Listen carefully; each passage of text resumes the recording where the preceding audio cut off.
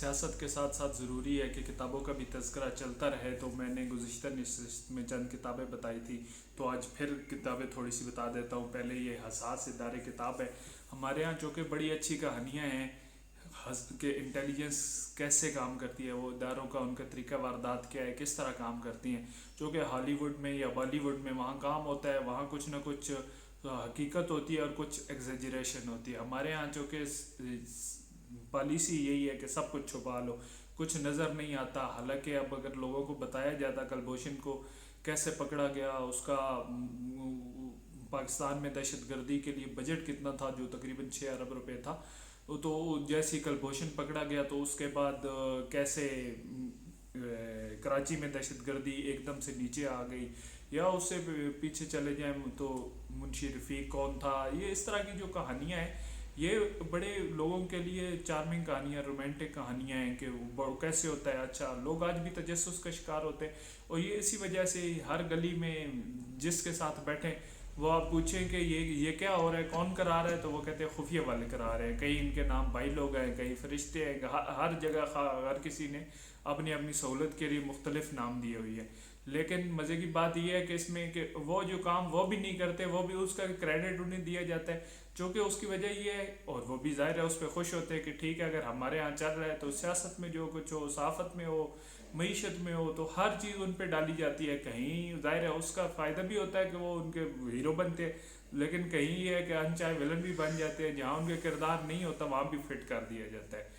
लेकिन अगर आप ये किताब पढ़ेंगे तो इसमें ये है कि आपको बड़ी अच्छी अंदर की कहानियाँ मिलेंगी कि कैसे कैसे महदूद रिसोर्सेज के बावजूद लोग काम कर रहे हैं, और कि किस तरह काम करते हैं। इनके पास कोई अमेरिका की तरह गैर मामूली टेक्नोलॉजी या वसाइल नहीं है, लेकिन उसके बावजूद लोग कैसे काम करते हैं। मैं अब कहानियाँ बताऊंगा नहीं, क्योंकि कहानियाँ बता दी तो वो पहले एक दोस्त शिकवा कर रहे थे कि आप बता देते हैं तो उससे ये है कि वो आपका माइंड क्लियर हो जाता है कि आप क्या बताना चाह रहे हैं। तो मैं ये नहीं बताऊंगा, मैं ये कहूँगा कि अगर आप इस हवाले से दिलचस्पी रखते हैं कि इंटेलिजेंस एजेंसियाँ कैसे काम करती हैं, उनका अंदर का काम कैसे होता है, तो ये ब्रिगेडियर तिरमिज़ी की किताब ज़रूर पढ़े।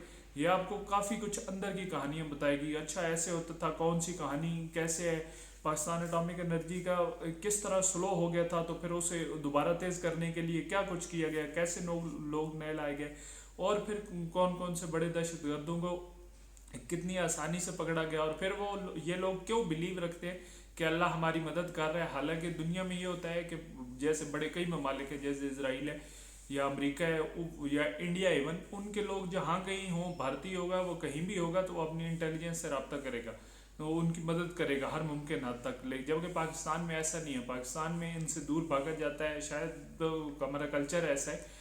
लेकिन इस हवाले से इस किताब में बड़ी अच्छी कहानियाँ मौजूद हैं, आप ज़रूर पढ़ें, आपको इस हवाले से बहुत मज़ा आएगा।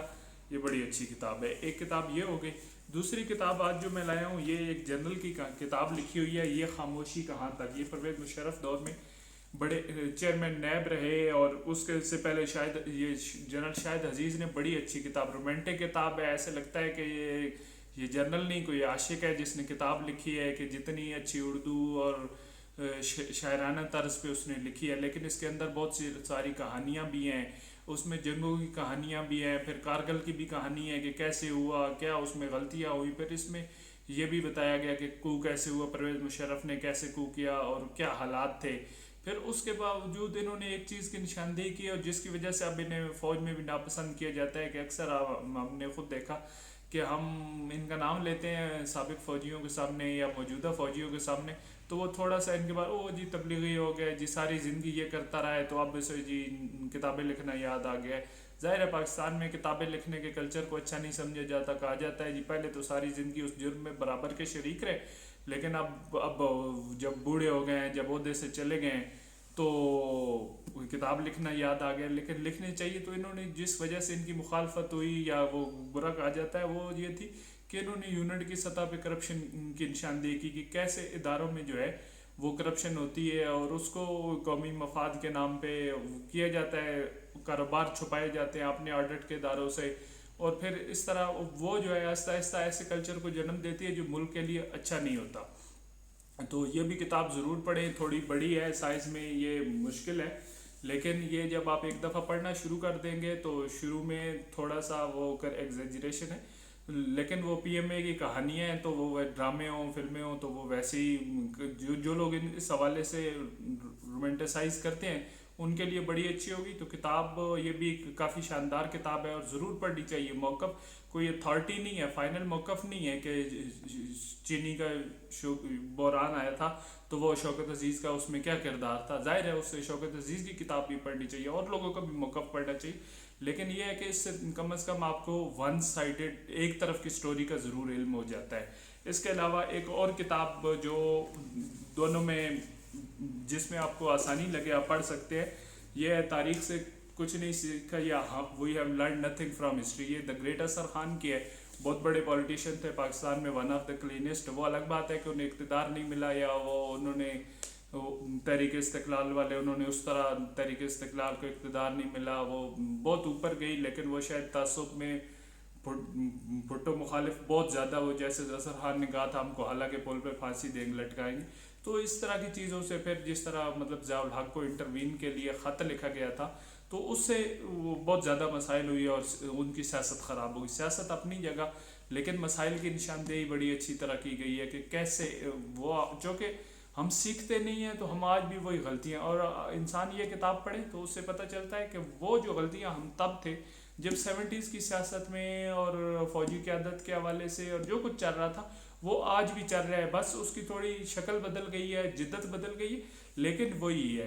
तो नेचर भी नहीं बदली। तो इस हवाले से हमें सीखने के लिए बड़ी अच्छी किताब है ये। सीखने के लिए तारीख़ के तालिब इल्म को ज़रूर पढ़ना चाहिए। वाक़यात भुट्टो के किरदार के हवाले से कि वो कैसे थे, उनका दौर कैसा था, वो बेशक इख्तलाफ हो सकता है, वो उसके लिए भुट्टो की किताबें भी पढ़े और दूसरे लोगों की भी किताबें पढ़े, लेकिन ये किताब ये इस हवाले से काफ़ी अहम है कि ये इंसान ऐसा था जिसकी क्रेडिबिलिटी थी। हाँ, जब भुट्टो के बारे में बात करता था चूँकि सख्त तअस्सुब का शिकार हो जाते थे तो उस हवाले से उतनी अहमियत शायद ना हो, लेकिन उसके बावजूद ये किताब बड़ी अच्छी है। तारीख़ के लिए ये लाइब्रेरी में ज़रूर रखें, अगर आप पढ़ना चाहते हैं तो ज़रूर पढ़ें, लेकिन अंग्रेज़ी उर्दू दोनों में दस्तयाब है तो ज़ाहिर है तो आसानी होगी। जिस ज़ुबान में आसानी पढ़ना ज़्यादा अहम होता है बजाय इसके कि अंग्रेज़ी या उर्दू। तो ये किताब बड़ी अच्छी है। इससे अगली नशिस्त में हम चंद और मज़ीद किताबों पे बात करेंगे। इस हवाले से बहुत शुक्रिया।